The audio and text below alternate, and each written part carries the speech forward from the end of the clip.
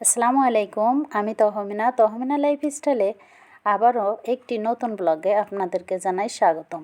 আশা করি যে যেখান থেকে আমার ভিডিওটা দেখছেন আল্লাহর অশেষ রহমতে ভালো আছেন। আলহামদুলিল্লাহ, আমিও ভালো আছি। আজকে সকাল সকাল চলে এসেছে আমার বাসায় কই মাছ আর চ্যাং মাছ। তাই তো কই মাছ দিয়ে চ্যাং মাছের পাতলা ঝোলের রেসিপি শেয়ার করব আপনাদের সাথে। আর মাছগুলো যে এতটা চঞ্চল, এতটা ছটফট করছিল, আমি ওদেরকে লবণ দিয়ে কিছুটা শান্ত করার চেষ্টা করেছি। আসলে এই মাছগুলো কোটা অনেকটা কষ্ট, কারণ কই মাছের কাঁটা আমার হাতে ফুটবেই কাটতে গিয়ে, তার ব্যতিক্রম হবেই না। আজকেও ফুটে গেল। যাই হোক, কাটতে তো হবেই। তারপরে আমি মাছগুলোকে লবণ দিয়ে কিছুটা শান্ত করতে পারলেও পুরোপুরি পারিনি, কারণ এই মাছ সহজে মরতে চায় না। যাই হোক, তাও তো কেটে কুটে নিলাম একবারে সুন্দর করে একটা একটা করে। আর এই কই মাছগুলো ধরতে গিয়েই কিন্তু আমার অনেকটা ভয় লাগে। একদিকে পিঠে কাটা আর একদিকে কান কই কাটা, যেদিক দিয়েই ধরতে যায় না কেন সেদিক দিয়েই যেন কাটা ফুটিয়ে দেয়। তাও সাবধানতা অবলম্বন করে অনেকটা চেষ্টা করে মাছগুলো আস্তে আস্তে অনেকটা সময় ধরে আমি মাছগুলো কেটে নিলাম, কারণ এই মাছ কাটতে এমনি সময় লাগে অনেক। তার উপরে তো আমি একটু মাছ করতে পারি কম, তাই তো একটু কষ্ট হয়েই যায়। তবুও করতেই হবে, কিছু করার নেই। যেহেতু আমাকে হেল্পিং হ্যান্ড নেই, হেল্পিং হ্যান্ড ছাড়াই আমাকে সব কাজ করতে হয়, তাই তো আমার নিজেরই করতে হবে। যাই হোক, কাটতেই থাকি। আর আমার মেয়ে তো অনেক গল্প করছে, সে আজকে নাকি মাছ খাবে। যেহেতু ছেলে মেয়ে মাছ খায় না, তা আজকে বলা হয়েছে মাছ খেতেই হবে। আপনাদের সাথে গল্প করতে করতে মাছগুলো প্রায় কাটা হয়ে গেছে। এবার আমি মাছগুলো সুন্দর করে ধুয়ে পরিষ্কার করে নিয়ে তারপরে এই তো লবণ হলুদ মাখিয়ে নিয়ে ভাজার জন্য একেবারে রেডি। এই মাছ শুধু কাটতে গিয়েও জ্বালা না, এই মাছ কিন্তু ভাজতে গিয়েও জ্বালা। দেখেন, তেলের মধ্যে দিয়েছি আর অমনি শুরু হয়ে গেছে নড়াচড়া, মানে ব্যাকা হয়ে গেছে।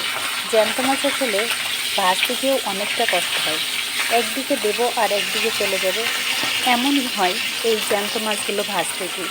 যাই হোক, অন্য একটা কড়াইতে তেল গরম করে নিয়েছি। তেল গরম করে তার মধ্যে পেঁয়াজ কুচিগুলো দিয়ে নাড়াচাড়া করে নিয়েছি। আর এদিকে পেঁয়াজ বাটা আছে, তার ভিতরে অল্প একটু রসুন, একটু আদা, জিরা, সরিষা বাটা সব মিলাইয়ে এবার আমি মশলাগুলো ভালোভাবে কষিয়ে নেব। তারপরে দিলাম লবণ, হলুদ, শুকনো মরিচের গুঁড়া একটু কালারের জন্য। সবগুলো মশলা কষানো হয়ে গেলে তার ভিতরে আমি দিয়ে দেব কয়টা কাঁচামরিচ চিড়ে রাখছি, সেইগুলো দিয়ে দেব। কারণ আমি পেঁয়াজের সাথে যদি কাঁচামরিচটা দিতাম অনেকটা ভাজা হয়ে যেত, এতে কিন্তু ঝালের গুণাগুণটা নষ্ট হয়ে যেত। তাই মশলা কষানো হয়ে গেলেই আমি কাঁচামরিচগুলো দিয়ে তারপরে এক এক করে মাছগুলো দিয়ে দিয়েছি।